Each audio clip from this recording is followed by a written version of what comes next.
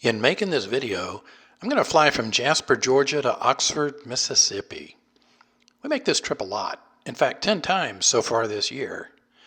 We go there so my wife can spend time with our new granddaughter. I fly her there, drop her off, and fly back home. I come back to get her 5 or 6 days later. So we've flown this route a lot. I'm going to use this video to talk about a couple of techniques that I use when going cross country. If I zoom in on our projected course, you can see that it's anchored midfield at my airport. Now what this means is that as I take off and climb out of the pattern, I'm several miles south of the direct GPS course. If I were to engage the autopilot to steer onto the pre-planned course line, the autopilot would set up a steep intercept angle like this to join the GPS track. That's okay, I guess, but I'd rather fly a more shallow intercept angle that has me progressing more toward my destination as I work my way onto the GPS course line. So here's a personal technique I've become fond of using.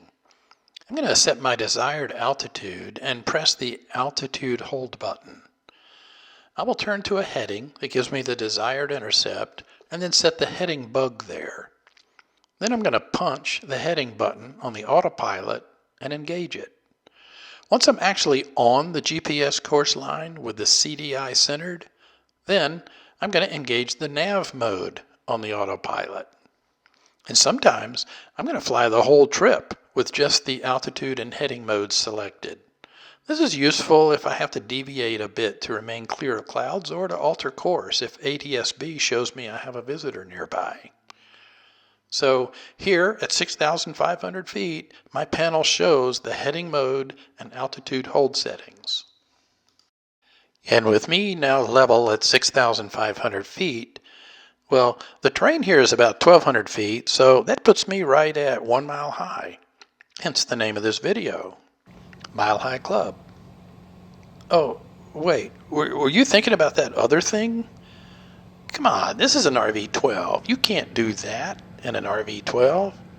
Geez, you'd have to be an acrobat.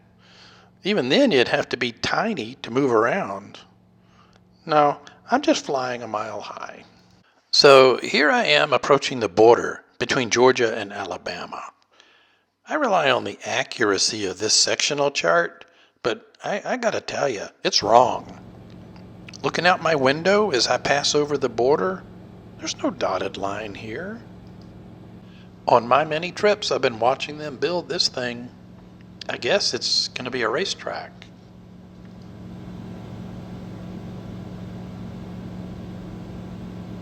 We have a rare tailwind today, so we're doing 128 knots ground speed. That's 147 miles per hour. Not bad. If you notice at the top of the screen where the autopilot box is, I have engaged the nav function now, and so we're tracking the course. And we're burning 4.1 gallons per hour.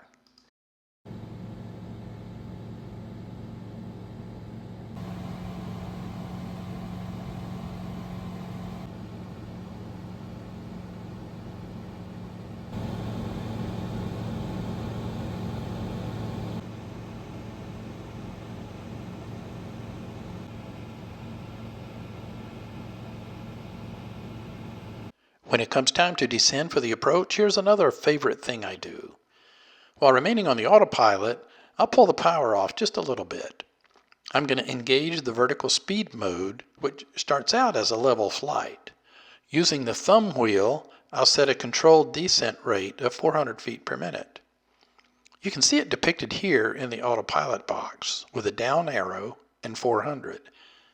At the same time, there's a bug set on the VSI at 400 feet per minute, and the autopilot begins a steady, powered descent into Oxford. At the same time, the autopilot knows our destination pattern altitude is 1450, shown here as the target altitude. And here is a depiction sort of like on an ILS, where you can see if you were above or below the desired flight path. I'm a little high. Later, FlightAware shows the flight profile, and we're doing 162 miles per hour in the descent. Now, that's really cooking it for an RV-12. I arrive early, so while I'm waiting for my wife, I walk the ramp. I love this Comanche. And this is a nice straight-tail Bonanza. And here's the accommodations at the FBO. Loaded up and headed home, we have a strong headwind. I have the power set at max, and we're showing 120 knots true airspeed, but with a 22 knot headwind, we're doing just 99 knots ground speed, sometimes even less. Even though we start out at 110 miles per hour, you can see the winds shift and taper off some. So our ground speed gradually rises to the point where we're doing 133 miles per hour. But now that we've gone from smooth flight into some mild turbulence, I elect to climb up into smoother air, even though I know I'm going to take a hit in ground speed. And yes, we lost 15 knots due to the climb, but the air is, once again, smooth.